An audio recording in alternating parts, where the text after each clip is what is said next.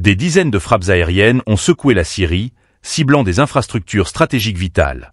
Selon des sources locales, l'armée de l'air israélienne aurait mené ces attaques, détruisant des systèmes de missiles anti-aériens, des ateliers de production de missiles balistiques et des entrepôts dédiés à leur stockage. L'objectif affiché, sécuriser une plus grande liberté d'action dans le ciel syrien. Si ce sujet vous interpelle, abonnez-vous et partagez pour ne rien manquer des développements à venir. Les frappes, qualifiées de ciblées et stratégiques, viseraient à limiter l'accès à des armes sophistiquées par des groupes jugés hostiles à Israël. D'après The Times of Israel, ces opérations cherchent à prévenir la prolifération d'armes balistiques, particulièrement à la suite des récents bouleversements politiques en Syrie. Mais ce n'est pas tout. Un responsable israélien a confié que des actions similaires pourraient bientôt viser le Yémen.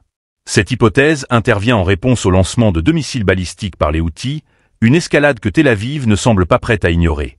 Cette déclaration laisse entrevoir une intensification des tensions dans la région.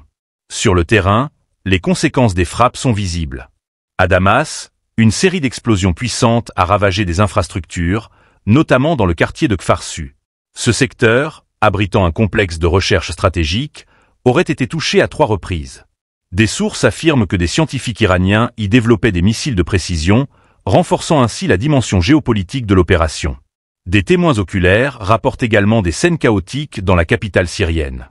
Le département local de l'immigration et plusieurs bâtiments administratifs ont été dévastés par les explosions survenues en pleine nuit, pendant le couvre-feu. Les flammes éclairant le ciel de Damas témoignent de l'intensité des attaques.